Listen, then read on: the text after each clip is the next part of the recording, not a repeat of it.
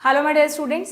So body fluid and circulation chapter में हमने blood तक जो भी कॉन्सेप्ट्स एनसीईआरटी में दिए हैं वो पढ़े थे, जिसमें हमने डिस्कस किया ब्लड का कंपोजिशन। अगर हम ह्यूमन की बात करें तो blood is made up of two components, that is plasma and blood cells, RBC, WBC and platelets. Then हमने ब्लड क्लॉटिंग का मैकेनिज्म पढ़ा एंड लास्ट सेशन में हम लोगों ने ब्लड ग्रुपिंग डिस्कस की थी बच्चों कि किस तरह से blood groups A B and O decide होते हैं, पॉजिटिव नेगेटिव का क्या कॉन्सेप्ट है, और एक बहुत ही इंपॉर्टेंट एंड इंटरेस्टिंग डिसऑर्डर के बारे में पढ़ा, एरिथ्रोब्लास्टोसिस फिटालिस। नीट में इससे क्वेश्चंस पूछे जाते हैं। थोड़ा सा कंफ्यूजिंग कॉन्सेप्ट है, कंफ्यूज हो जाते हैं कि भाई किस कंडीशन में ये डिसऑर्डर होता है। तो हमेशा याद रखें, मैंने आपको कहा था कि लाइफ में कुछ भी हो जाए मदर नेगेटिव नहीं होनी चाहिए। तो अगर मदर RH नेगेटिव है और उनका फीटस RH पॉजिटिव है, जो कि तभी पॉसिबल है जब नेगेटिव फीमेल की शादी किसी पॉजिटिव मेल से हुई हो, तो अगर पॉजिटिव फीटस है तो फर्स्ट प्रेगनेंसी में तो कोई प्रॉब्लम नहीं आती है, but at the time of first delivery mother का इम्यून सिस्टम NTRH एंटीबॉडीज बना देता है जब वो फीटल ब्लड के कांटेक्ट में आता है तो, और वो सर्कुलेटिंग एंटीबॉडीज बॉडी में घूमने लगती हैं। और अगर वो मदर सेकेंड टाइम कंसीव करती हैं, थर्ड टाइम कंसीव करती हैं, तो एनी सब्सिक्वेंट प्रेगनेंसी में क्या होगा, वो सर्कुलेटिंग एंटीबॉडीज फीटल की बॉडी में जाकर, फीटस के ब्लड में जाकर वहाँ पर रिएक्शन कॉज कर देती हैं, जिसकी वजह से फीटस की डेथ हो सकती है या वो जॉन्डिस एंड एनीमिया के सिम्टम्स के साथ बॉर्न होता है। ठीक है, बट यस मेडिकल साइंस ने इसका ट्रीटमेंट भी खोजा हुआ है कि अगर फर्स्ट डिलीवरी के इमीडिएटली बाद NTRH एंटीबॉडीज़ को पहले ही इंजेक्ट कर दिया जाए बॉडी में, तो फिर मदर के ब्लड में एंटीबॉडीज़ बनेंगी ही नहीं, नेक्स्ट प्रेगनेंसी सेफ रहेगी। ठीक है, तो ये सारा कॉन्सेप्ट हमने लास्ट सेशन में पढ़ा था। अब हमें NCERT के अकॉर्डिंग नेक्स्ट टॉपिक जो लेना है दैट इज लिम्फ। मैंने आपको शुरू में बताया था चैप्टर के कि हायर एनिमल्स की अगर हम बात करें तो हमारे पास दो तरह का सर्कुलेटिंग फ्लूइड है, ब्लड तो है ही, प्लस ब्लड के अलावा एक और सर्कुलेटिंग फ्लूइड हमारी बॉडी में घूमता है बच्चों, दैट इज लिम्फ। अब ये लिम्फ कहाँ घूमता है भाई? ब्लड के लिए तो पूरा नेटवर्क बना हुआ है अच्छा सा ब्लड वेसल्स का।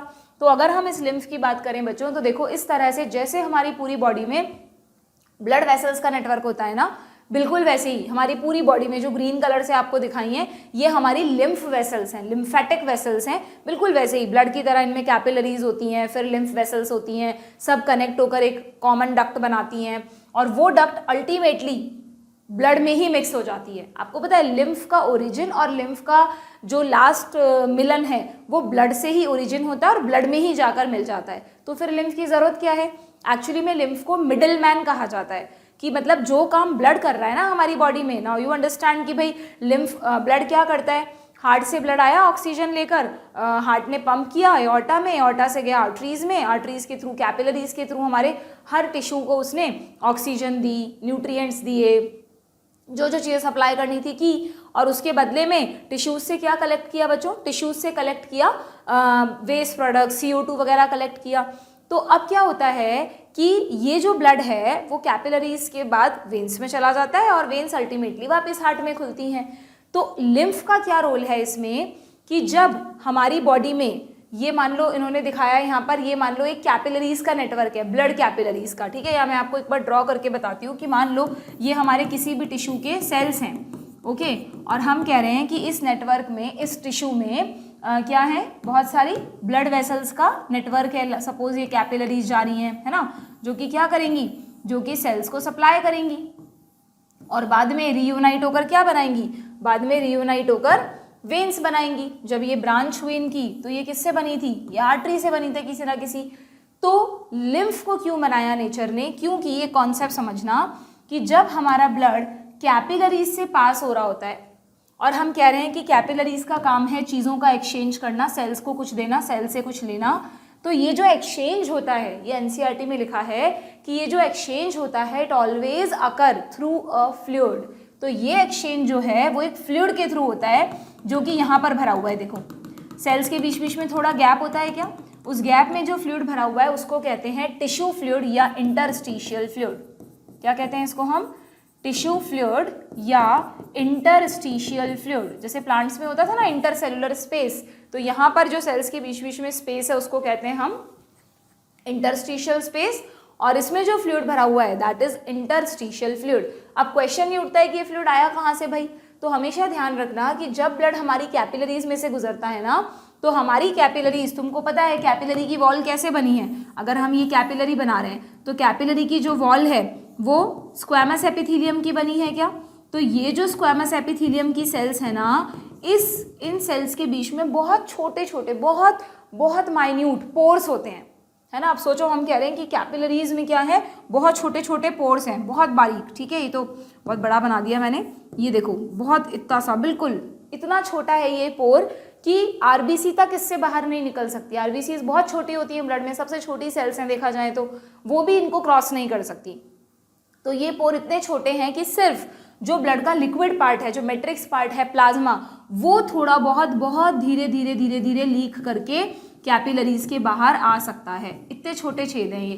But yes, are capillaries has minute pores. ये बात एनसीईआरटी में कहीं लिखी नहीं है, बट आपको पता होनी चाहिए कि हमारी जो कैपिलरीज हैं उनमें बहुत छोटे वेरी माइन्यूट पोर्स होते हैं, ठीक है। और वो इतने छोटे होते हैं, ध्यान रखना, कि RBCs blood cells can not cross them, but plasma leak out from them बहुत धीरे धीरे, लेकिन वो भी, ठीक है।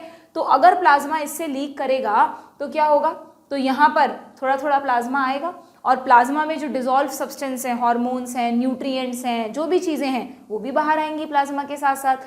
तो ये जो टिश्यू फ्लूइड है, लगभग इसका जो कंपोजिशन है वो किसके जैसा होता है, वो ब्लड प्लाज्मा की तरह होता है।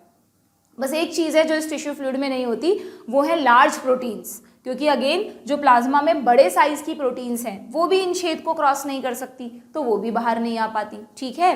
तो ये जो टिश्यू फ्लूइड है ये लगभग आइसोटोनिक होता है प्लाज्मा के। यहाँ तक की बात समझ में आई क्या तुम्हें। अच्छा, एक चीज़ और ध्यान रखना कि मैं तुम्हें कह रही हूँ कि वैसे तो ब्लड सेल्स इन छोटे छोटे पोर्स को क्रॉस नहीं कर सकती, बट डू रिमेंबर, मैंने शायद डब्ल्यूबीसी पढ़ाते वक्त बताया भी था कि डब्ल्यूबीसी जो है ना वो अमीबॉइड सेल्स होती हैं, खुद को थोड़ा स्क्वीज करके कैपिलरीज के बाहर आ जाती है। तो अगर ओवरऑल डब्ल्यूबीसी बाहर आने की कोशिश करे तब तो नहीं आ सकती, लेकिन अगर डब्ल्यूबीसी अपने आप को ऐसे अमीबा की तरह एकदम स्क्वीज कर ले और इस छेद में से निकलने की कोशिश करे तो yes they can leak out. तो सिर्फ डब्ल्यूबीसीज ऐसी सेल्स हैं which can cross the capillaries by which movement, मैंने बताया था बाय डायापिडिसिस। कौन से मूवमेंट से बाहर आ सकती हैं, डायापिडिसिस से, ठीक है। डायापिडिसिस कहते हैं डब्ल्यूबीसीज के अमीबॉइड मूवमेंट को, ओके। सिर्फ डब्ल्यूबीसीज ही ऐसा कर सकती है, इसीलिए वो ही बाहर आ सकती है। तो यस वी कैन से कि कैपिलरीज को डब्ल्यूबीसीज कैन क्रॉस, ठीक है। तो अब ये जो टिश्यू फ्लूइड बना बच्चों, इस टिश्यू फ्लूइड में वो सारी चीज़ें हैं जो प्लाज्मा में होती है। तो अब ब्लड तो क्या है यहाँ से चला जाएगा फटाफट से, लेकिन सेल्स हमेशा इस टिश्यू फ्लूइड के कॉन्टैक्ट में रहेंगी।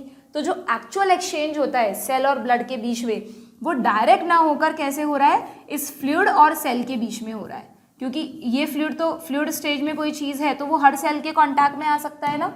तो आराम से सेल्स के चारों तरफ ये फ्लूइड पड़ा रहता है और सेल्स इससे काम की चीज़ें लेती रहती हैं और बेकार चीज़ें इसमें डालती रहती हैं, ठीक है। अब भाई अगर ये टिश्यू, तुम सोचो कि जब से हम बॉर्न हुए तब से हमारी लाइफ के एंड तक हमेशा थोड़ा थोड़ा प्लाज्मा लीक करके इस स्पेस में आता रहता और यहाँ से उसको ले जाने वाला कोई नहीं है, तो फिर तो टिश्यू में स्वेलिंग आ जाती, इडीमा हो जाता, बहुत सारा फ्लूइड भर जाता और ब्लड वॉल्यूम कम हो जाता। तो ये बहुत ज़रूरी है कि जैसे टिश्यू फ्लूइड लीक करके बाहर आया है उस टिश्यू फ्लूइड को वापस ब्लड में भी भेजा जाए, है ना। और प्लस इसलिए भी ज़रूरी है क्योंकि कुछ समय बाद this tissue fluid will be full of waste products. क्या सेल जो भी वेस्ट प्रोडक्ट्स बना रही हैं वो इस टिश्यू फ्लूइड में डाल रही हैं, तो इस टिश्यू फ्लूइड को यहाँ से ड्रेन करना बहुत ज़रूरी है। तो टिश्यू फ्लूइड को ड्रेन कैसे करते हैं भाई, जैसे टिश्यू फ्लूइड कैपिलरीज से बाहर आ सकता है वैसे ही कॉन्सेंट्रेशन के बेसिस पर अंदर भी तो जा सकती हैं चीज़ें। अगर यहाँ पर वाटर की कॉन्सेंट्रेशन ज़्यादा है तो अंदर जाएगा, जो भी सब्सटेंस ज़्यादा है वो अंदर जाएंगे। तो लगभग 70 to 80% इस टिश्यू फ्लूइड को कैपिलरीज ही ड्रेन करके ले जाती हैं। ये टिश्यू फ्लूइड वापस ब्लड में ही जाकर मिक्स हो जाता है ब्लड कैपिलरीज के थ्रू, लेकिन इसका 20% पार्ट जो है उसको ड्रेन करने के लिए, 10 to 20% पार्ट को ड्रेन करने के लिए नेचर ने एक मिडल मैन को बैठा दिया। वो मिडल मैन कैसे है देखना, ग्रीन कलर ले लेते हैं इसके लिए हम, कि नेचर ने क्या किया, इन ब्लड कैपिलरीज के अलावा कुछ एडिशनल कैपिलरीज बनाई बच्चों टिश्यूज में। कुछ इसको मतलब ऊपर से इधर पीछे से कहीं से इनको इनके बीच में से नहीं जा रही है, मैं डायग्राम समझाने के लिए तुम्हें बना रही हूँ। इस तरह से कुछ कैपिलरीज बनाई, टिश्यू में ही ओरिजिनेट हो रही हैं ये कैपिलरीज। देखो मैं इनको ब्लाइंड बना रही हूँ। बायो में ब्लाइंड स्ट्रक्चर का मतलब होता है जिसका एक एंड बंद हो और एक ही एंड ओपन हो, ठीक है। तो हमने कुछ कैपिलरीज बनाई हैं ग्रीन कलर से, they are not blood capillaries, इनको कहते हैं लिम्फ कैपिलरीज। क्या कहते हैं इनको हम? Lymph capillaries. What is the difference between blood capillary and lymph capillary? Blood capillary के दोनों एंड ओपन है, देखो यहाँ से आर्टरी से खुल रही है, यहाँ वेन में जाकर मिल रही है, but these are the blind capillaries जिनका ओरिजिन ही कहाँ पर होता है? टिश्यू में होता है। एक एंड इनका हमेशा बंद रहता है। हमारी बॉडी के जितने भी टिश्यूज हैं, हर टिश्यूज में ऐसी लिम्फ कैपिलरीज बनी हुई हैं, ठीक है। तो जो 10 to 20% टिश्यू फ्लूइड है ना, वो धीरे धीरे इसमें भी एंटर करता रहता है। इनमें भी सेम लिम्फ कैपिलरीज में भी छोटे छोटे माइन्यूट पोर्स हैं, तो धीरे धीरे जो टिश्यू फ्लूइड है वो इन लिम्फ कैपिलरीज में एंटर करता है, और ये लिम्फ कैपिलरीज इस टिश्यू फ्लूइड को कलेक्ट करके कहाँ ले जाती हैं? जैसे कैपिलरीज से वेन्स बनती है, वैसे लिम्फ कैपिलरीज जब कनेक्ट करती है ना, तो उनसे जो वेसल्स बनती है उनको बोलते हैं लिम्फेटिक वेसल्स। ब्लड वेसल की जगह क्या बोलते हैं? Lymphatic vessels. फिर लास्ट में कुछ होती हैं लिम्फेटिक डक्ट। जैसे अगर मैं तुमको एक पाथवे दिखाऊं, देखो तुम्हें इतना डिटेल में जाना नहीं है, बट लिम्फ को तुम समझ नहीं पाओगे अगर इस तरह से चीज़ें नहीं समझोगे तो देखो जैसे ये हमारा हार्ट का सर्कुलेशन दिखाया है इन्होंने किसी भी ऑर्गन का, वैसे ही इन्होंने आपको ये लिम्फ का सर्कुलेशन दिखाया है कि हमारे चाहे हार्ट के नीचे ऑर्गन्स हो या हार्ट के ऊपर वाले ऑर्गन्स हो, हर जगह लिम्फ कैपिलरीज का एक ब्लाइंड नेटवर्क होता है, ठीक है, जिनको कहीं से कुछ मिल नहीं रहा है, कहीं से खुल नहीं रही हैं, वो टिश्यू फ्लूइड जो टिश्यू में पड़ा है उसी को उठा रही हैं, और फिर ये सारी कैपिलरीज मिलकर लिम्फ वेसल्स बनाती हैं, ठीक है। ये सारी लिम्फ वेसल्स, पूरी बॉडी की जितनी भी लिम्फ वेसल्स हैं, वो अल्टीमेटली हमारी बॉडी में लास्ट में कुछ डक्ट्स होती हैं, जैसे यहाँ पर आपको दिखाई है थोरैसिक डक्ट, ये लेफ्ट साइड की डक्ट होती है बड़ी सी। तो lymph capillaries, lymph vessels ultimately इसमें खुलती हैं, कुछ इस तरफ से खुलती हैं, और फिर ये फाइनली कहाँ जाकर इस लिम्फ को छोड़ आती हैं? इनको इसको ब्लड को ही तो देना है वापस। तो ऐसा नहीं है कि सीधा ये हार्ट में खुल रही है, देखो हार्ट में हम कभी नहीं कहते कि लिम्फ वेसल्स ओपन, हार्ट में ब्लड को लाना काम है वेना केवा का, हम पढ़ेंगे आगे हार्ट के स्ट्रक्चर में। तो वेना केवा को जाकर ज्वाइन कर लेती हैं ये सारी lymphatic duct, subclavian vein, vena cava, ऐसे होती हैं अलग अलग, बट आपको टर्म्स पे बिल्कुल नहीं जाना, बिल्कुल डिटेल नहीं पूछते, आपको तो बस लिम्फेटिक पाथवे पता होना चाहिए कि लिम्फ कैसे बना, कहाँ कहाँ से गुजरा और कैसे ब्लड में जाकर मिल गया। तो व्हाट इज लिम्फ? लिम्फ का ओरिजिन हुआ टिश्यू फ्लूइड से, जो ब्लड प्लाज्मा लीक करके बाहर आया था, टिश्यू फ्लूइड ही एक्चुअली में लिम्फ है। देखो आपकी बुक में जो हेडिंग है लिम्फ, उसके ब्रैकेट में क्या लिखा है? टिश्यू फ्लूइड लिखा हुआ है। तो टिश्यू फ्लूइड और लिम्फ कोई अलग अलग चीज़ नहीं है, टिश्यू फ्लूइड को ही हम क्या कह देते हैं? लिम्फ कह देते हैं, क्योंकि उसका एक अलग पाथवे बनाया हुआ है नेचर ने, और उसमें भी मैक्सिमम टिश्यू फ्लूइड तो कैपिलरीज ही ले जा रही हैं, कुछ पार्ट को मिडिल मैन के थ्रू भेजा जा रहा है, और वो मिडिल मैन कौन है? लिम्फ, ठीक है। तो ये जो लिम्फेटिक कैपिलरीज हैं, ये अल्टीमेटली किसी एक मेजर वेन में खुल जाती हैं, और वहाँ से वो पूरा का पूरा लिम्फ ब्लड में वापस मिक्स कर देती है। तो देखो लिम्फेटिक कैपिलरी से बनेगी लिम्फेटिक वेसल।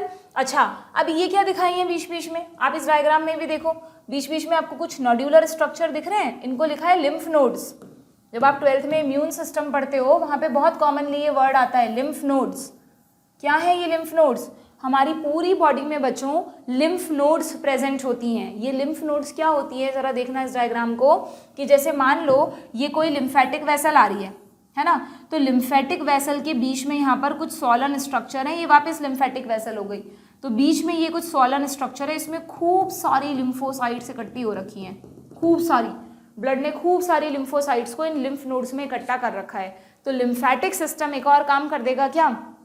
क्यों कर रखी है पता है ये लिम्फ नोड्स, लिम्फोसाइट्स यहाँ पर इकट्ठी, क्योंकि जो लिम्फ आ रहा है ना टिश्यूज में से, क्या पता उस लिम्फ के थ्रू कोई पैथोजन हमारी बॉडी में आने की कोशिश कर रहा हो, तो अगर ब्लड में पैथोजन आया तो उसको मारने के लिए तो ब्लड में WBC बैठी है, बट अगर कोई पैथोजन लिम्फेटिक सिस्टम के थ्रू बॉडी को इन्फेक्ट कर दे तो वो ना कर पाए, इसलिए सोल्जर्स में से स्पेशल सोल्जर लिम्फोसाइट जो एंटीबॉडीज बनाते हैं, बी लिम्फोसाइट और CMI देते हैं, T लिम्फोसाइट्स, उन लिम्फोसाइट्स को यहाँ पर इकट्ठा कर रखा है। उनका वो बोलते हैं ना जगह जगह पुलिस चौकियाँ होती हैं, तो वैसे ही हमारे इस लिम्फेटिक सिस्टम में ये लिम्फ नोड क्या है? पुलिस चौकियों की तरह है, जहाँ पर खूब सारी लिम्फोसाइट्स बैठी हुई हैं।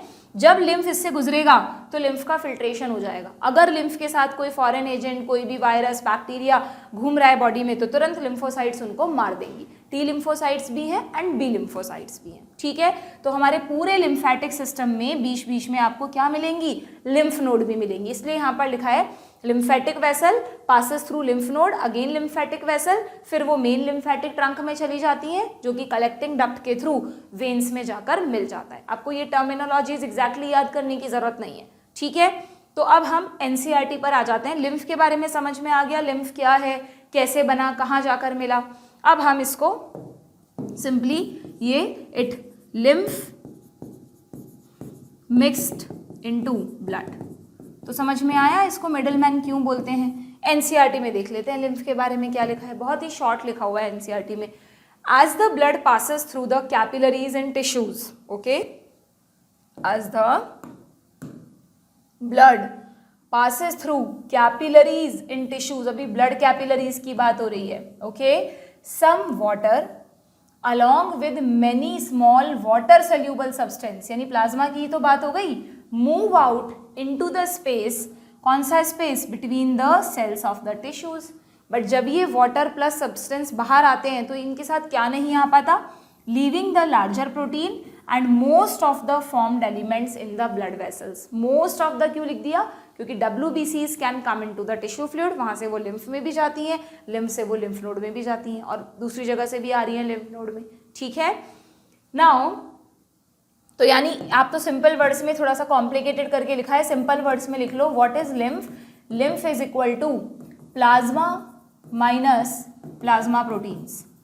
प्लाज्मा में से प्लाज्मा प्रोटीन या लार्जर प्रोटीन्स हटा दो, प्लाज्मा में से लार्जर प्रोटीन्स हटा दो तो बाकी सब कुछ लिम्फ में आता है, और इसी लिम्फ को टिश्यू फ्लूइड भी या इंटरस्टिशियल फ्लूइड भी कहते हैं, ठीक है। ब्लड सेल्स लिम्फ में नहीं होती, हमने डेफिनेशन में लिख दिया प्लाज्मा माइनस लार्जर प्रोटीन, यानी ब्लड सेल्स तो वैसे ही हटा दी हमने, ठीक है। लेकिन हमें ध्यान रखना है, अभी आगे आ भी जाएगा इसमें लिखा हुआ ये रहा, कि लिम्फ में एक तरह की सेल्स जरूर प्रेजेंट होती हैं, दैट इज लिम्फोसाइट्स, बाकी कोई सेल्स लिम्फ में नहीं होती। Now this fluid release out, ये कैसे बाहर आया बच्चों, ये भी ध्यान रखना है, यहाँ पर लिख देना capillaries has minute pores, capillary की वॉल में बहुत माइन्यूट पोर्स होते हैं, okay. So this fluid release out is called interstitial fluid और tissue fluid. It has the same mineral distribution, very very important, same minerals distribution as plasma, जो कुछ plasma में dissolve चीजें हैं वो सब इसमें है, मिनरल डिस्ट्रीब्यूशन भी बिल्कुल सेम है, यानी आइसोटॉनिक हैं दोनों, ठीक है। So exchange of nutrients, gases etcetera between the blood and the cells, इस लाइन को हाईलाइट करो कि ब्लड और सेल्स के बीच में जो भी एक्सचेंज होता है ना न्यूट्रिएंट्स का, गैसेस का, वो किसके थ्रू होता है, always occur through this fluid. हमें सोचने पर तो यही लगता है कि यार ये एक्सचेंज डायरेक्टली हो जाता होगा ब्लड और सेल्स के बीच में, बट नहीं, तुम सोचो ना, अगर एक टिश्यू थोड़ा सा डेंस है, अंदर सेल्स भरी हुई है, तो ठीक है कैपिलरीज बहुत थिन है, बट बिल्कुल हर सेल के कांटेक्ट में कैसे आए कैपिलरी, इसलिए नेचर ने ये सिस्टम बना दिया कि कैपिलरीज अगर बाहर बाहर से भी जा रही हैं तो उनसे फ्लूइड निकल कर आ जाएगा, और सेल्स के बीच में अगर निग्लिजिबल स्पेस भी है तो फ्लूइड तो हर जगह पहुंच सकता है, तो सेल्स को चीज़ें ईजिली सप्लाई हो जाएंगी, ठीक है। So, an elaborated network of vessels called the lymphatic system, ये अलग वेसल्स हैं, ब्लड वेसल्स नहीं है ये, ओके, कलेक्ट दिस फ्लूइड, इस फ्लूइड को कलेक्ट करती हैं, ड्रेन इट बैक, कहाँ ले जाती हैं वापस, मेजर वेन्स में, सबक्लेवियन वेन, वो आपको नाम नहीं पूछेंगे, मेजर वेन्स याद रखना। The fluid present in the lymphatic system is called the lymph. अब चाहे इसे तुम टिश्यू फ्लूइड को लिम्फ कह दो, या जब ये टिश्यू फ्लूइड इस लिम्फेटिक सिस्टम में एंटर कर रहा है तब उसको लिम्फ कह दो, ठीक है, क्लियर। तो कई बार बच्चे क्या सोचते हैं कि यार लिम्फ का काम सिर्फ वेस्ट प्रोडक्ट्स को ले जाना ही है, नहीं, लिम्फ टिश्यू फ्लूइड को भी तो कह रहे हैं हम, तो लिम्फ का काम चीज़ों को सप्लाई करना भी है, क्योंकि टिश्यू फ्लूइड सेल्स के साथ चीज़ों को सप्लाई भी कर रहा है, okay. The fluid present in the lymphatic system is called the lymph. So अच्छा, लिम्फ को हम क्या मानेंगे, ब्लड की तरह रेड थोड़ी ना है लिम्फ बच्चों, लिम्फ तो कलरलेस हुआ ना, क्योंकि उसमें तो सिर्फ प्लाज्मा आया है, जैसे हम प्लाज्मा के लिए कहते हैं it is straw coloured, pale yellow coloured, lymph में तो वो भी नहीं होता, एकदम कलरलेस होता है लिम्फ, ठीक है। Containing specialised lymphocytes which are responsible, अब लिम्फ के क्या क्या फंक्शंस है देखो, फर्स्ट फंक्शन तो हमने यहीं पर पढ़ लिया, ये दोबारा लिख रखा है इन्होंने, important carrier for nutrients, hormones etcetera, plus waste products भी लिख देना, ठीक है, इन सबको कैरी करता है। दूसरा फंक्शन याद रखना, क्योंकि लिम्फ में लिम्फोसाइट्स हैं, तो ये हमारी बॉडी को इम्यून रिस्पॉन्स में हेल्प करता है, ठीक है। एंड थर्ड फंक्शन, क्योंकि डाइजेस्टिव सिस्टम हट गया है वरना आप डिटेल में पढ़ते हैं इस फंक्शन को बच्चों, लैक्टियल्स। ये लैक्टियल्स क्या होती हैं, वेरी वेरी इंपॉर्टेंट। लैक्टियल्स क्या होती हैं बच्चों, समझना कि जैसे मैं आपको कह रही हूँ कि हर टिश्यू में लिम्फ वेसल्स हैं, तो हमारे डाइजेस्टिव सिस्टम की जो वॉल है उस वॉल में भी तो लिम्फ वेसल्स होंगी, यू नो। हमारे डाइजेस्टिव सिस्टम की जो वॉल होती है उस वॉल में 4 लेयर्स होती हैं। तो सबसे अंदर वाली लेयर तो एपिथेलियम है, उसके बाहर जो सेकेंड लेयर होती है, हम अंदर से जा रहे हैं तो वो कनेक्टिव टिश्यू की होती है, तो उसके through blood vessels, lymph vessels, nerves सब इंटेस्टाइन को, स्टमक को चारों तरफ से घेरे रहते हैं, तो उसमें लिम्फ वेसल्स भी हैं। फिर थर्ड लेयर मस्कुलर होती है, जिससे हमारी इंटेस्टाइन में, स्टमक में मूवमेंट्स हो सके, पेरिस्टाल्सिस हो सके। और फिर सबसे बाहर अगेन एपिथेलियम आ गई, ठीक है। बॉडी कंपोजिशन को समझने के लिए ना इस तरह प्रैक्टिकली समझोगे तो पता रहेगा, वरना सोचोगे कि यार इंटेस्टाइन से हम कह तो रहे हैं कि फूड एब्जॉर्ब कर रहा है ब्लड, बट ब्लड है कहाँ इंटेस्टाइन में। तो इंटेस्टाइन की जो लेयर्स हैं उनमें अंदर से जो सेकेंड लेयर है उसी में ब्लड वेसल्स का नेटवर्क है, जो इंटेस्टाइन की ल्यूमेन में पड़े हुए फूड को कलेक्ट करते हैं, ठीक है। तो उसी में लिम्फ वेसल्स भी हैं। तो जब हमारी इंटेस्टाइन से फूड को एब्जॉर्ब किया जाता है ना बच्चों, तो ब्लड कैपिलरीज तो प्रोटीन्स और कार्बोहाइड्रेट्स को एब्जॉर्ब करती हैं जो डाइजेस्ट हो चुके हैं, और जो हमारा जो लिपिड्स है, फैट वाला जो पार्ट है ना, उसको ब्लड डायरेक्टली एब्जॉर्ब नहीं करता, बल्कि उसको कौन एब्जॉर्ब करती हैं, ये लिम्फ वेसल्स। वहाँ पे लिम्फ वेसल्स भी है ना, तो लिम्फ वेसल्स फैट का एब्जॉर्प्शन करती हैं, और उन स्पेशलाइज्ड लिम्फ वेसल्स को कहते हैं लैक्टियल्स। क्या कहते हैं, लैक्टियल्स, ठीक है। तो थर्ड फंक्शन याद रखना लिम्फेटिक सिस्टम का, lacteals help in absorption of fat. कहाँ से, through villi, intestinal villi. Intestine में जो फिंगर लाइक प्रोजेक्शन है उसकी वॉल में, उसी में लिम्फ कैपिलरीज भी प्रेजेंट होती हैं, ठीक है। समझ में आ गई क्या बात, तीनों फंक्शन ध्यान रहेंगे। लिम्फ क्या होता है, लिम्फ का कंपोजिशन। अच्छा, हमने एक सीरम पढ़ा था ना, तो आप ये तीनों टर्म्स ना अलग अलग याद रखना, जब भी कभी इनसे रिलेटेड क्वेश्चन आता है तो बच्चे मिक्स कर देते हैं। देखो, plasma now you know, serum you know, serum क्या है, प्लाज्मा में से क्लॉटिंग फैक्टर्स हटा दो तो बचेगा जो है वो सीरम। और लिम्फ क्या है, लिम्फ बनाने के लिए प्लाज्मा में से लार्जर प्रोटीन्स हटा दो, लार्जर प्रोटीन्स हटा दो, ठीक है ना। तो देखा जाए तो इन तीनों में से कौन क्लॉट हो सकता है और कौन नहीं, भाई प्लाज्मा में तो क्लॉटिंग फैक्टर है, तो बिल्कुल एयर के कांटेक्ट में आने पर इट कैन क्लॉट। लिम्फ में भी क्लॉटिंग फैक्टर्स तो हैं ही, ठीक है। क्लॉटिंग फैक्टर्स भी एक तरीके की प्रोटीन्स होती हैं, बट यस कुछ तो है ही इसमें, तो इट कैन ऑल्सो क्लॉट। लेकिन serum, serum can not be clot, क्यों, क्योंकि सीरम वो फ्लूइड है, वो प्लाज्मा है जिसमें क्लॉटिंग फैक्टर्स हैं ही नहीं। तो एक नीट में से क्वेश्चन आया हुआ है, which of the following can not be clot, plasma, serum, lymph, कोई भी दूसरा ऑप्शन दे देंगे, तो ध्यान रखना दैट इज सीरम। और तीनों फ्लूइड्स अलग अलग हैं, प्लाज्मा मतलब ब्लड का पूरा कंप्लीट प्लाज्मा, सीरम में प्लाज्मा में से क्लॉटिंग फैक्टर हटा दो, लिम्फ में प्लाज्मा में से लार्जर प्रोटीन्स हटा दो, ठीक है, डन। समझ में आ गया अच्छी तरह से लिम्फ के बारे में। चलिए नाउ अब हम देखते हैं सर्कुलेटरी पाथवेज। अभी ह्यूमन सर्कुलेटरी सिस्टम स्टार्ट करने से पहले ना एनसीईआरटी ने थोड़ा सा ऑल ओवर जो कॉर्डेट्स हैं, परम, पाइसीज, एम्फीबियन, रेप्टाइल, एव्स और मैमल्स, उन पांचों के बारे में, उनके सर्कुलेटरी पाथवे के बारे में दिया है। हालांकि इस तरह की चीज़ें हम पहले भी डिस्कस कर चुके हैं। तो हमने एनिमल किंगडम में पढ़ा था कि जिनके पास भी सर्कुलेटरी सिस्टम होता है वो दो तरह का होता है, या तो ओपन या फिर क्लोज। क्या फ़र्क है दोनों में, ओपन सर्कुलेटरी सिस्टम में हार्ट है, ब्लड भी है, लेकिन ब्लड वेसल्स का नेटवर्क नहीं है। तो ऐसा लग रहा है जैसे कॉकरोच की बॉडी है, तो उसमें आपको ऐसा लगेगा ब्लड का स्विमिंग पूल है जिसमें ऑर्गन्स नहा रहे हैं, organs are bathed into the blood, क्योंकि जो बॉडी में सीलोम है ना, बॉडी कैविटी जिसमें सारे ऑर्गन्स होते हैं, उसी में ब्लड भरा हुआ है, कोई नेटवर्क नहीं है ब्लड वेसल्स का, ठीक है, कैपिलरीज वगैरह नहीं है, बस हार्ट पंप करेगा, थोड़ा सा एक वेसल लाइक मोटा सा स्ट्रक्चर है, उसमें पंप किया और पूरी बॉडी में ब्लड फैल गया, ठीक है, जिसमें कि ऑर्गन्स डायरेक्टली डूबे हुए हैं, ओके। तो इस तरह के सिस्टम को कहते हैं ओपन सर्कुलेटरी सिस्टम। और हमने ये भी पढ़ा था कि क्योंकि यहाँ पर जो सीलोम है बॉडी में, it is filled with blood, coelom में ही ब्लड है, तो ऐसी सीलोम को हम हीमोसील भी कह सकते हैं। और ये भी पढ़ा था कि जहाँ पर भी ओपन सर्कुलेटरी सिस्टम है, स्पेशली आर्थ्रोपोडा में, वहाँ पर ब्लड कलरलेस होता है। मॉलस्का में फिर भी ब्लू कलर्ड ब्लड होता है, बट आर्थ्रोपोडा में ब्लड कलरलेस होता है, ठीक है।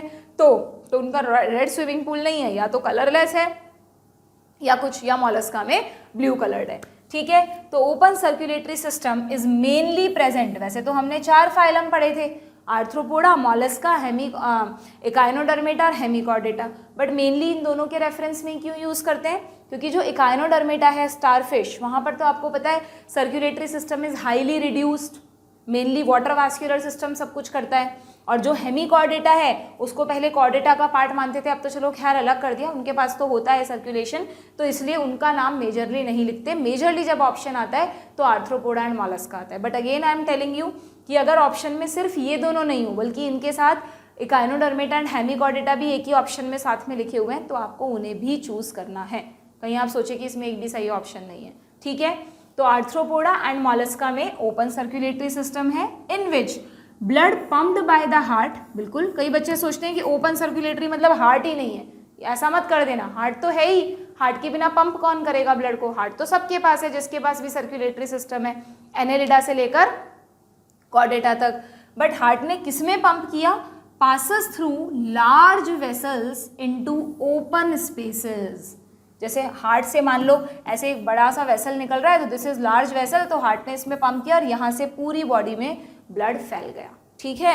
ये कई बार लार्ज वेसल्स देख के भी हमें कंफ्यूजन होता है, हमें लगता है यार ओपन सर्कुलेटरी सिस्टम की बात हो रही है तो वेसल्स कहाँ से आ गई, तो हार्ट किसी एक छोटे से पाइप में पंप करेगा तो एक बार तो वेसल बनेगी ना, दैट्स वाई, ठीक है। But ultimately blood is pumped into the open spaces, और यू में से body cavity, in open spaces को कहते हैं बच्चों साइनस, ब्लड साइनस, कुछ भी हो सकता है ऑप्शंस में, कि ओपन सर्कुलेटरी सिस्टम में blood is pumped into haemocoel, open sinuses, open spaces, body cavity, sinuses, सब सही हैं ये सारे ऑप्शन, ठीक है। देन अगर हम क्लोज सर्कुलेटरी सिस्टम की बात करें तो क्लोज किसके पास बता रखा है, मैंने आपको याद करवा रखा है, पहला और आखिरी जहाँ से सर्कुलेटरी सिस्टम बना एनेलिडा, और सबसे मोस्ट एडवांस फाइलम कॉर्डेटा, सिर्फ इन्हीं दोनों में क्लोज है। क्लोज का मतलब blood pumped by heart is always circulated through a closed network of blood vessels, capillaries वगैरह हैं उसमें, ठीक है। दिस पैटर्न, अब बताओ दोनों में से ज़्यादा अच्छा सिस्टम कौन सा है, जहाँ पे ऑर्गन स्विमिंग पूल में नहा रहे हैं वो, या जिसमें ब्लड वेसल्स के अंदर बंद है। तुम्हें लगेगा मैम स्विमिंग पूल वाला कॉन्सेप्ट बढ़िया है, नहीं बच्चों, स्विमिंग पूल वाले कॉन्सेप्ट में जो ऑर्गन्स हैं वो ब्लड में डूबे हुए तो हैं नो डाउट, लेकिन ब्लड का एक पूरा प्रॉपरली फ्लो नहीं है ना बॉडी में, कि ब्लड को कहाँ से कहाँ जाना है, CO2 कलेक्ट करके कहाँ आना है, मिक्स ब्लड है एक तरह से वो पूरा। लेकिन हमारी बॉडी में यू नो कि प्रॉपर पाथवे है, ब्लड हार्ट कैसे पंप करेगा ब्लड को, कहाँ से होते हुए कहाँ जाना है, तो which is more advantageous, close one, ठीक है। So this pattern is considered to be more advantageous, कौन सा, क्लोज वाला, as the flow of blood can be precisely regulated. एक तो सारी गाड़ियों को खुला छोड़ दो, कोई रोड वगैरह प्रॉपरली नहीं पता किसको कहाँ जाना है, सब आपस में भिड़ जाएंगी, एक प्रॉपरली लेन बनी हुई है कि किसको कैसे चलना है, तो वो ज़्यादा रेगुलेटेड है। वैसे ही सेम ब्लड का सिस्टम है, ठीक है। अच्छा, अब इसमें भी अगर हम कॉर्डेटा की बात करें तो देखना कॉर्डेटा में क्या होता है बच्चों, कॉर्डेटा में भी आपको ध्यान है ना क्लासिफिकेशन, प्रोटोकॉर्डेट्स और वर्टिब्रेट, तो अब वर्टिब्रेट की बात हो रही है, ओके। तो अगर हम वर्टिब्रेट्स की बात करें जिसमें कि परम आता है, वर्टिब्रेट्स में कौन आता है, परम, पाइसीस से लेकर मैमल्स तक, तो they possess a muscular chambered heart, है तो हम सभी में हार्ट, लेकिन हमारे हार्ट में क्या डिफरेंस है, हमारे हार्ट में ये डिफरेंस है बच्चों कि अगर हम फिशेस के हार्ट की बात करें तो फिशेस के पास सिर्फ 2 चैम्बर्ड हार्ट होता है, 2 चैम्बर्ड हार्ट। फिशेस के हार्ट में सिंपली क्या होता है, 2 ही चैम्बर्स होते हैं, एक तो होता है एट्रियम, एक होता है वेंट्रिकल, ठीक है। फिशेस के हार्ट में क्या होता है, ये देखो इस तरह से थोड़ा ट्यूब्यूलर टाइप हार्ट बनाया जाता है, तो फिशेस के हार्ट में 2 ही चैम्बर्स होते हैं, हमारी तरह 4 चैम्बर्ड हार्ट नहीं है फिशेस का, फिशेस में 2 ही चैम्बर्स हैं। अगर मतलब इस वाले डायग्राम के अकॉर्डिंग अगर हम देखें तो this is atrium, this is ventricle, तो क्या होगा जब बॉडी से ब्लड कलेक्ट करके आएगा, अगर हम इसको एक बार बहुत ही सिंपल वे में बनाएं, मान लो हमारे हार्ट की तरह हम ऐसा बनाएं और हम कह रहे हैं कि भाई इसमें तो 2 ही चैम्बर हैं, एक एट्रियम है और एक ये रहा वेंट्रिकल, ये एट्रियम है ये वेंट्रिकल है, तो तुम खुद सोचो कि बॉडी से जब ब्लड कलेक्ट होकर आएगा एट्रियम में, डीऑक्सीजनेटेड ब्लड, तो एट्रियम तो ब्लड को हमेशा वेंट्रिकल में ही पंप करता है, और वेंट्रिकल क्या करता है, उस ब्लड को रेस्पिरेटरी ऑर्गन की तरफ पंप करता है। अब फिशेज में रेस्पिरेटरी ऑर्गन क्या है, गिल्स, वहाँ पे कैपिलरीज होंगी। तो जब वेंट्रिकल ब्लड को पंप करेगा किसकी तरफ, गिल्स की तरफ, तो गिल्स से गुजरता हुआ ब्लड वापस हार्ट में नहीं आएगा बच्चों, बल्कि गिल्स से गुजरता हुआ ब्लड सीधा बॉडी के ऑर्गन्स में चला जाएगा। ठीक है, आ रही है बात समझ में, सीधा कहाँ चला जाएगा, बॉडी के ऑर्गन्स में चला जाएगा, क्योंकि गिल्स में ब्लड ऑक्सीजनेट हुआ होगा, इसने CO2 दी होगी पानी को और पानी से O2 ली होगी, तो अब ये ऑक्सीजनेटेड ब्लड सीधा ऑर्गन्स को चला जाएगा। तो फिशेज में 2 चैम्बर्ड हार्ट होता है और सर्कुलेशन कौन से टाइप का होता है, सिंगल ब्लड सर्कुलेशन। लिखा है क्या NCERT में, देखना कि अगर हम फिशेज की बात करें तो फिशेज हैव 2 चैम्बर्ड हार्ट, जिसमें कि एक एट्रियम है, एक वेंट्रिकल है। ओके, अब इसको हम बाद में पढ़ेंगे, पहले नीचे देखते हैं। In fishes the heart pumps out deoxygenated blood, very very important line, इसको आप हाईलाइट करो। इवन हार्ट ने कैसा ब्लड पंप किया है, oxygenated blood, sorry deoxygenated blood. क्या फिशेज के हार्ट में कभी भी ऑक्सीजनेटेड ब्लड आया बच्चों? ऑक्सीजनेटेड ब्लड तो सीधा गिल से होता हुआ ऑर्गन्स में चला गया। तो फिशेस के हार्ट को कहते हैं वीनस हार्ट, लिख लेना। फिशेस के हार्ट को क्या कहते हैं, वीनस हार्ट, क्योंकि ये वेन्स की तरह सिर्फ डीऑक्सीजनेटेड ब्लड ही रखता है। ठीक है, ये ब्लड ऑक्सीजनेट हुआ कहाँ पर, लंग, गिल्स में, और उसके बाद सीधा supply to the body parts, और वापस बॉडी पार्ट से डीऑक्सीजनेटेड होता हुआ हार्ट में आया। तो this type of circulation is called single blood circulation. हमारे पास डबल ब्लड सर्कुलेशन है, अभी हम पढ़ेंगे कैसे, बट फिशेस के पास there is a single blood circulation. ठीक है, क्या इसका एक तरह से देखा जाए तो क्या कमी है कि भाई इस तरह के सर्कुलेशन में ऑर्गन्स को ब्लड तो मिल रहा है, बट एक तो सोचो ये ब्लड दोबारा हार्ट में आता, फिर हार्ट इसको पंप करता, तो ज़्यादा प्रेशर से ज़्यादा तेजी से ब्लड ऑर्गन्स तक पहुंचता। एक गिल्स से होता हुआ धीरे धीरे पहुंच रहा है, तो कंपैरेटिवली कहीं ना कुछ लिमिटेशंस तो हैं ही इस सिस्टम के। भाई यही लिमिटेशन है मेनली कि उतने फ्लो और स्पीड और प्रेशर के साथ नहीं पहुंचता जितना हमारे में पहुंचता। ठीक है, तो भाई नेचर को लगा यार इस सिस्टम में तो कुछ गड़बड़ है, थोड़ा इवॉल्व करते हैं एनिमल्स को। तो नेचर ने क्या किया, फिशेस के बाद जो नेक्स्ट इवॉल्व हुए, आपको पता है एम्फीबियंस, उनमें एम्फीबियंस में क्या किया, हार्ट में और चैम्बर्स बनाए। तो हार्ट में जो एट्रियम है, पहले ऊपर वाला चैम्बर है, उसको डिवाइड किया। तो क्या हुआ देखना, जब एम्फीबियंस का हार्ट बना, फिशेस का तो हमने कहा कि 2 चैम्बर्ड हार्ट है, एट्रियम है और वेंट्रिकल है ओनली, है ना। लेकिन कौन सा सर्कुलेशन कहा हमने, single blood circulation. Single blood circulation, blood एक ही बार गुजर रहा है हार्ट से एक साइकिल में। लेकिन एम्फीबियंस में नेचर ने क्या किया देखना, इवॉल्व करने के लिए उनके एट्रियम में 2 चैम्बर कर दिए, एट्रियम को 2 चैम्बर्ड कर दिया, मतलब एट्रियम में 2 एट्रियम बना दिए, सॉरी। ठीक है, लेकिन वेंट्रिकल अभी भी एक ही रखा, तो गड़बड़ हो गई फिर से। देखो जरा कोई फायदा हुआ क्या इससे, ये राइट एट्रियम बना दिया, ये लेफ्ट एट्रियम बना दिया, ये वेंट्रिकल रह गया, वेंट्रिकल में डिवाइड, वेंट्रिकल अभी डिवाइड नहीं हुआ था, उससे पहले ये एम्फीबियन इवॉल्व हो गए।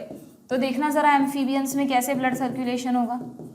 अब अगर फिशेज में तो हमने क्या देखा था, बॉडी से डीऑक्सीजनेटेड ब्लड आया, वेंट्रिकल में गया, और वेंट्रिकल से वो डीऑक्सीजनेटेड ब्लड बॉडी में गिल्स के थ्रू होता हुआ चला गया।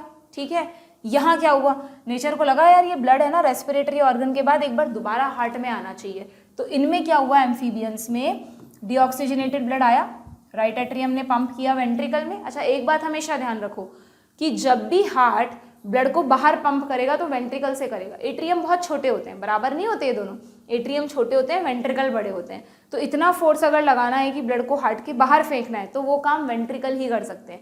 ऐसा नहीं है कि एट्रियम सीधा ब्लड को पंप कर दे, नेवर। ठीक है, तो एट्रियम ने डाल दिया भाई ब्लड वेंट्रिकल में, वेंट्रिकल ने ब्लड पंप कर दिया किस तरफ, टुवर्ड्स रेस्पिरेटरी ऑर्गन।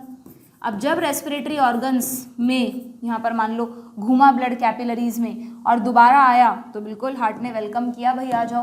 तो लेफ्ट एट्रियम में ब्लड आकर इकट्ठा हो गया। कैसा ब्लड है, ये आता जा रहा है, मतलब ऑक्सीजनेटेड ब्लड। ठीक है, रेस्पिरेटरी ऑर्गन से आ रहा है। अब एट्रियम तो सीधा ब्लड को पंप कर नहीं सकता, तो एट्रियम को इस ब्लड को कहाँ भेजना पड़ेगा, वेंट्रिकल में ही भेजना पड़ेगा। हो गई क्या गड़बड़, नेचर को समझ आ गया, अरे तो फिर से गड़बड़ हो गई। इसी वेंट्रिकल में एक तरफ से डीऑक्सीजनेटेड ब्लड आ रहा है और एक तरफ से ऑक्सीजनेटेड ब्लड आ रहा है, कोई दीवार तो है नहीं बीच में, तो पूरे ब्लड की क्या हो रही है, मिक्सिंग हो रही है। तो वेंट्रिकल जब ब्लड को पंप कर रहा है ना, चाहे वो रेस्पिरेटरी ऑर्गन्स की तरफ भेज रहा हो, चाहे वो बॉडी के ऑर्गन्स की तरफ भेज रहा हो, ये कैसा ब्लड है, दोनों ही केस में वेंट्रिकल में मिक्स ब्लड है। तो एम्फीबियंस में हार्ट तो कैसा होता है, यहाँ पे कैसा था, 2 चैम्बर्ड, तो एम्फीबियंस में हार्ट तो कैसा है, 3 चैम्बर्ड, लेकिन सर्कुलेशन कैसा है, डबल ब्लड सर्कुलेशन है ये, क्योंकि हार्ट में ब्लड 2 बार आया है, बट इसको कहते हैं इनकम्प्लीट डबल ब्लड सर्कुलेशन, क्योंकि पर्पस पूरा नहीं हुआ। नेचर चाहती थी कि ब्लड जब हार्ट से जाए ना तो ऑक्सीजनेटेड ही जाए, ऐसा नहीं है कि हार्ट में मिक्सिंग हो जाए, बट यहाँ तो एनिमल इवॉल्व हो चुके थे, अब कुछ कर नहीं सकते, तो इसको बोलते हैं incomplete double blood circulation. Double blood तो है, 2 बार तो आ रहा है हार्ट में, लेकिन इनकम्प्लीट है, अभी पर्पस पूरा नहीं हुआ। तो नेचर ने कहा चलो और इवॉल्व करो। एम्फीबियंस के बाद आपको पता है रेप्टाइल्स इवॉल्व हुए। अब रेप्टाइल्स में देखना, नेचर ने फिर गलती सुधारने की कोशिश की कि भाई एक काम करते हैं, वेंट्रिकल को भी डिवाइड करो, तब जाके बात बनेगी।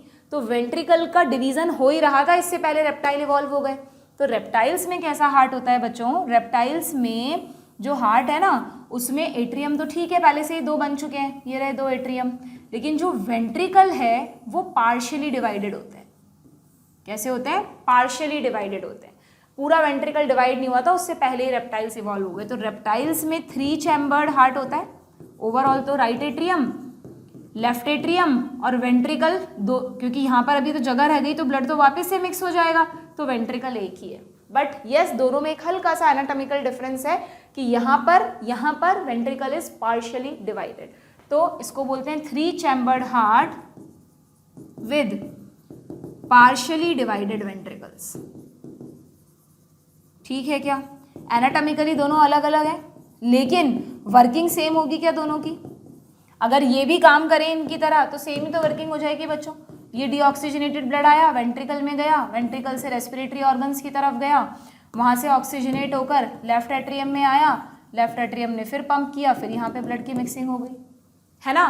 तो इसका मतलब इनके पास भी सर्कुलेशन तो सेम है, यही वाला, चाहे एम्फीबियंस हो चाहे रेप्टाइल्स हो, दोनों में हार्ट में एनाटॉमिकल डिफरेंस है, बट फिजियोलॉजिकली दोनों एक ही तरह से काम करते हैं। क्या प्रॉब्लम है इसमें, मिक्स्ड ब्लड हो जाता है, वेंट्रिकल में ब्लड की मिक्सिंग हो जाती है, आप ऐसा लिख सकते हैं mixing of blood in ventricles. ठीक है, तो फिर पूरी तरह से गलती इंप्रूव की गई। देखो नेचर भी ऐसा नहीं है कि एक साथ ही सीधा एडवांस एनिमल्स इवॉल्व हो गए हैं ना। कॉर्डेटा में मैमल्स को इवॉल्व होने में कितने, स्पॉन्जेस से लेकर मैमल्स तक बनने में कितने एडवांसमेंट हुए हैं। तुम एक टेस्ट में मार्क्स कम आते हैं, उसी से घबरा जाते हो। तो नेचर के भी मार्क्स कम आते हैं, वो भी फेल होती है, लेकिन वो फिर कोशिश करती है, कोशिश करती है, तब तक करती रहती है जब तक अच्छा रिजल्ट ना मिल जाए, और ये कोशिश चलती रहती है। तो वैसे ही तुम्हें भी करना है। एक रिजल्ट टेस्ट में मार्क्स नहीं आए, सोचो क्या गलती रही हमसे, एनालिसिस करो, फिर उसको इम्प्रूव करो, फिर करो। तो ऐसा करते करते 1 साल अच्छे से तैयारी करोगे तो पहुंच जाओगे। बस अपना जोश, अपना स्पिरिट हाई रखना है कि हाँ, वहाँ तक जब हम पहुँचे तब तक हमारे में वो उत्साह, उस एग्ज़ाम को क्रैक करने का जो पैशन है वो बना रहे। वो नहीं बनेगा तो सब बोर लगने लगेगा। ठीक है, क्लियर। तो फाइनली जब बर्ड्स एंड मैमल्स इवॉल्व हुए, यू नो ना, रेप्टाइल से दोनों इवॉल्व हुए थे।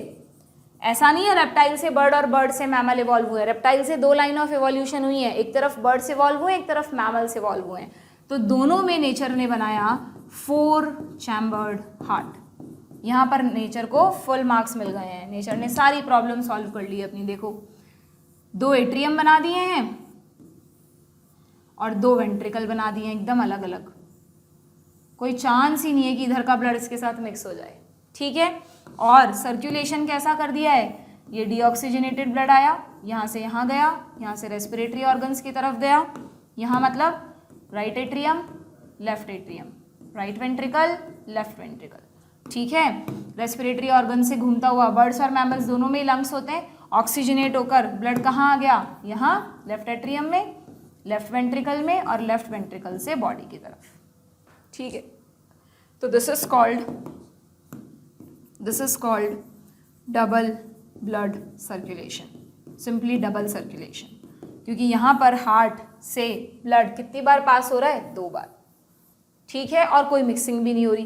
तो मतलब हार्ट में ब्लड आएगा भी, दोबारा रेस्पिरेटरी ऑर्गन्स के बाद भी आएगा, अच्छे से ब्लड प्रेशर के साथ ऑर्गन्स तक जाएगा, and there is a constant supply of oxygen to the organs and constant uptake of CO2 from the organs, है ना। तो जो मोस्ट एडवांटेजियस सर्कुलेशन है वो है डबल ब्लड सर्कुलेशन, जो कि बर्ड्स एंड मैमल्स के पास है। और इसीलिए याद रखना, बर्ड्स एंड मैमल्स कैसे होते हैं, होम्योथर्मिक। हमारा बॉडी टेम्परेचर हम कंट्रोल कर सकते हैं ना, हम ही क्यों कर सकते हैं, ये तीनों क्यों नहीं कर सकते, क्योंकि बॉडी टेम्परेचर कंट्रोल रखना, अपनी एग्जाम में एक हाई परफॉर्मेंस बनाए रखना, रेगुलर परफॉर्मेंस बनाए रखना मेहनत वाला काम है। हर बार आप चाहते हो कि हमारे 650 प्लस आए नीट के टेस्ट में, मॉक टेस्ट में, तो उसके लिए तो हर बार इक्वल से मेहनत करनी पड़ेगी। तो अगर कोई अपना बॉडी टेम्परेचर कांस्टेंट रखना चाहता है तो उसके लिए उसको क्या करना पड़ेगा, खूब सारी मेहनत करनी पड़ेगी, खूब सारी एनर्जी खर्च होगी। और एनर्जी कब मिलेगी ऑर्गन्स को, जब फूड का ऑक्सीडेशन होगा। ऑक्सीडेशन के लिए क्या चाहिए, ऑक्सीजन चाहिए। तो कांस्टेंट सप्लाई ऑफ ऑक्सीजन किस में पॉसिबल है, डबल ब्लड सर्कुलेशन में। That's why we are warm blooded और होम्योथर्मिक। जबकि बाकी तीनों कैसे हैं, ये तीनों कैसे हैं, ये तीनों हैं, these three are cold blooded और पॉइकिलोथर्मिक। सब कॉन्सेप्ट्स एक दूसरे से जुड़े हुए हैं, बस आप उनको कनेक्ट करके पढ़ेंगे तो चीज़ें अच्छे से समझ में आएंगी। रटने की तो कोई क्वेश्चन ही नहीं उठता, ह्यूमन फिजियोलॉजी में कुछ भी रटने जैसा नहीं है, ठीक है। अब देख लो एनसीईआरटी में कैसे समझाया है इसको। तो ये तो फिशेस की बात हो गई थी, अब एम्फीबियंस पर आते हैं। Amphibians and the reptiles. अच्छा, रेप्टाइल्स में सबको पता है ना, क्रोकोडाइल इज द एक्सेप्शन, है ना। क्रोकोडाइल में, यहाँ लिख देती हूँ, क्रोकोडाइल में बर्ड्स और मैमल्स वाला सिस्टम है, ओके। सो कहाँ गया, amphibians and the reptiles except crocodile have 3 chambered heart. अगर नीट में ऑप्शंस में ऐसा नहीं लिखा हो पार्शियली डिवाइडेड वेंट्रिकल तो चलेगा, 3 चैम्बर्ड हार्ट ही तो है दोनों में अल्टीमेटली, यहाँ भी 3 चैम्बर्ड है, यहाँ भी 3 चैम्बर्ड है, ओके। 3 chambered heart with 2 atria and single ventricle, ठीक है।